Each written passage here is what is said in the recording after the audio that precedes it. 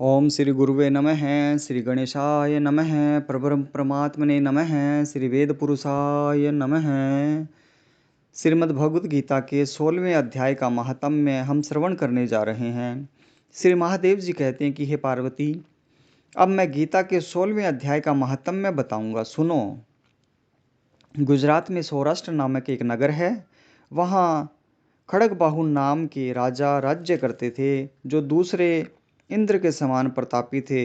उनके एक हाथी था जो मद बहाया करता और सदा मद से उन्मत्त रहता था। उस हाथी का नाम अरिमर्दन था। एक दिन रात में वह अर्थात सांकलों से और लोहे के खंभों को तोड़ फोड़ कर बाहर निकला। हाथीवान उसके दोनों ओर अंकुश लेकर डरा रहे थे, किंतु क्रोधवश उन सब की अवहेलना करके उसने अपने रहने के स्थान हथिसार को ढहा दिया। उस पर चारों ओर से भालों की मार पड़ रही थी, फिर भी हाथीवान ही डरे हुए थे। हाथी को तनिक भी भय नहीं होता था। उस कौतूहलपूर्ण घटना को सुनकर राजा स्वयं हाथी को मनाने की कला में निपुण राजकुमारों के साथ वहां आए। आकर उन्होंने उस बलवान दंतेले हाथी को देखा। नगर के निवासी अन्य काम धंधों की चिंता छोड़ अपने बालकों को भय से बचाते हुए बहुत दूर खड़े होकर उस महाभयंकर गजराज को देखते रहे। इसी समय कोई ब्राह्मण तालाब से नहाकर उसी मार्ग से लौटे। वे गीता के 16वें अध्याय के अभ्यम आदि कुछ श्लोकों का जप कर रहे थे। पूर्ववासियों और पिलवानों महावतों ने उन्हें बहुत मनाया किया, किंतु उन्होंने किसी की न मानी। उन्हें हाथी से भी भय नहीं था, इसलिए वे विचलित नहीं हुए। उधर हाथी अपने फुत्कार से चारों दिशाओं को व्याप्त करता हुआ लोगों को कुचल रहा था। वे ब्राह्मण उसके बहते हुए मद को हाथ से छूकर कुशल पूर्वक निर्भयता से निकल गए। इससे वहां राजा तथा देखते हुए प्रवासियों के मन में इतना विस्मय हुआ कि उसका वर्णन नहीं हो सकता। राजा के कमल नेत्र चकित हो उठे थे। उन्होंने ब्राह्मण को बुला सवारी से उतरकर उन्हें प्रणाम किया और पूछा, ब्राह्मण, आज आपने यह महान अलौकिक कार्य किया है, क्योंकि इस काल के समय भयंकर गजराज के सामने से आप सकुशल लौट आए हैं। प्रभो, आप किस देवता का पूजन तथा किस मंत्र का जप करते हैं? कृपया कर हमें बताइए, आपने कौन सी सिद्धि प्राप्त की है? ब्राह्मण ने कहा, राजन, मैं प्रतिदिन गीता के 16वें अध्याय के कुछ श्लोकों का जप किया करता हूँ। इसी से ये सारी सिद्धियां प्राप्त हुई है। श्री महादेव जी कहते हैं कि तब हाथी का कौतूहल देखने की इच्छा छोड़कर राजा ब्राह्मण देवता को साथ ले अपने महल में आए। वहां शुभ मुहूर्त देखकर 1 लाख स्वर्ण मुद्राओं की दक्षिणा दे उन्होंने ब्राह्मण को संतुष्ट किया और उनसे गीता मंत्र की दीक्षा ली। गीता के 16वें अध्याय के अभ्यम आदि कुछ श्लोकों का अभ्यास कर लेने के बाद उनके मन में हाथी को छोड़कर उसके कौतुक देखने की इच्छा जागृत हुई। फिर तो एक दिन सैनिकों के साथ बाहर निकल कर राजा ने हाथीवानों से उसी मत गजराज का बंधन खुलवाया। वे निर्भय हो गए। राज्य के सुख विलास के प्रति आदर का भाव नहीं रहा। वे अपना सुख तृणवत समझकर हाथी के सामने चले गए। साहसी मनुष्यों में अग्रगण्य राजा खड़गबाहु मंत्र पर विश्वास करके हाथी के समीप गए और मद की अनवरत धारा बहते हुए उसके गंडस्थल को हाथ से छूकर सकुशल लौट आए। काल के मुख से धार्मिक और खल के मुख से साधु पुरुष की भांति राजा उस गजराज के मुख से बचकर निकल आए। नगर में आने पर उन्होंने अपने राजकुमार को राज्य पर अभिषिक्त कर दिया तथा स्वयं गीता के 16वें अध्याय का पाठ करके परम गति को प्राप्त हुए। बोलिए शंकर भगवान की जय हो, नारायण भगवान की जय हो। यह हमने श्रीमद् भगवत गीता के 16वें अध्याय के महात्म्य का श्रवण किया है। अब हम गीता जी के 16वें अध्याय का श्रवण कर रहे हैं। ओम श्री परमात्मने नमः।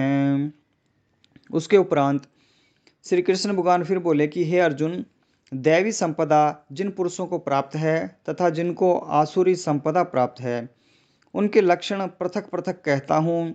उनमें से सर्वथा भय का अभाव, अंतःकरण की अच्छी प्रकार से स्वच्छता, तत्व ज्ञान के लिए ध्यान योग में निरंतर दृढ़ स्थिति और सात्विक दान तथा इंद्रियों का दमन, भगवत पूजा और अग्निहोत्री उत्तम कर्मों का आचरण एवं वेद शास्त्रों के पठन पाठन पूर्वक भगवान के मन और गुणों का कीर्तन तथा सब धर्म पालन के लिए कष्ट सहन करना एवं शरीर और इंद्रियों के सहित अंतःकरण की सरलता तथा मन, वाणी और शरीर से किसी प्रकार की भी किसी को कष्ट न देना तथा यथार्थ और प्रिय भाषण, अपना अपकार करने वाले पर भी क्रोध का न होना, कर्मों में कर्तापन के अभिमान का त्याग एवं अंतःकरण की उपरामता अर्थात चित्त की चंचलता का अभाव और किसी की भी निंदा आदि न करना तथा सब भूत प्राणियों में हेतु रहित दया, इंद्रियों का विषयों के साथ संयोग होने पर भी आसक्ति का न होना और कोमलता तथा लोक और शास्त्र से विरुद्ध आचरण में लज्जा और व्यर्थ चेष्टाओं का अभाव तथा तेज, क्षमा, धैर्य और बाहर भीतर की शुद्धि एवं किसी में भी शत्रु भाव का न होना और अपने में पूज्यता के अभिमान का अभाव, यह सब तो है हे अर्जुन दैवी संपदा को प्राप्त हुए पुरुष के लक्षण हैं। हे पार्थ, पाखंड, घमंड और अभिमान तथा क्रोध और कठोर वाणी एवं अज्ञान भी यह सब आसुरी संपदा को प्राप्त हुए पुरुष के लक्षण है। उन दोनों प्रकार की संपदाओं में दैवी संपदा तो मुक्ति के लिए और आसुरी संपदा बांधने के लिए मानी गई है। इसलिए हे अर्जुन, तू शोक मत कर, क्योंकि तू दैवी संपदा को प्राप्त हुआ है। हे अर्जुन, इस लोक में भूतों के स्वभाव दो प्रकार के माने गए हैं, एक तो देवों के जैसा और दूसरा असुरों के जैसा। उनमें देवों का स्वभाव ही विस्तार पूर्वक कहा गया है, इसलिए अब असुरों के स्वभाव को भी विस्तार पूर्वक मेरे से सुन।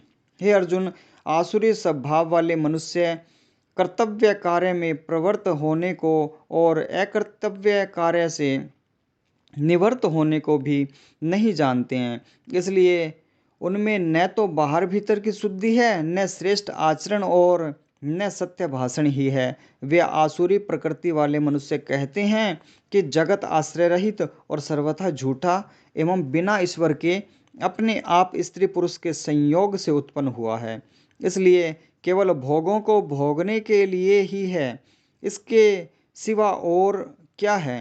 इस प्रकार इस मिथ्या ज्ञान को अवलंबन करके नष्ट हो गया है स्वभाव जिनका तथा मंद है बुद्धि जिनकी, ऐसे वे सबका अपकार करने वाले क्रूर कर्मी मनुष्य केवल जगत का नाश करने के लिए ही उत्पन्न होते हैं। वे मनुष्य दंभ, मान और मद से युक्त हुए किसी प्रकार भी न पूर्ण होने वाली कामनाओं का आसरा लेकर तथा अज्ञान से मिथ्या सिद्धांतों को ग्रहण करके भ्रष्ट आचरणों से युक्त हुए संसार में बरतते हैं। वे मरण पर्यंत रहने वाली अनंत चिंताओं को आश्रय किए हुए और विषय भोगों के भोगने में तत्पर हुए एवं इतना मात्र की ही आनंद है ऐसे मानने वाले हैं। इसलिए आशा रूप सैकड़ों फांसियों से बंधे हुए और काम क्रोध के परायण हुए भोग विषयों की पूर्ति के लिए अन्यायपूर्वक धनादिक बहुत से पदार्थों को संग्रह करने की चेष्टा करते हैं। उन पुरुषों के विचार इस प्रकार के होते हैं कि मैंने आज यह तो पाया है और इस मनोरथ को प्राप्त होऊंगा तथा मेरे पास यह इतना धन है और फिर भी वह होवेगा।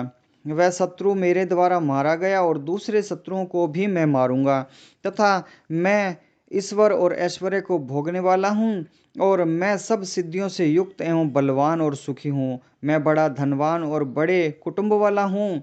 मेरे समान दूसरा कौन है? मैं यज्ञ करूँगा, दान करूँगा, हर्ष को प्राप्त होऊंगा।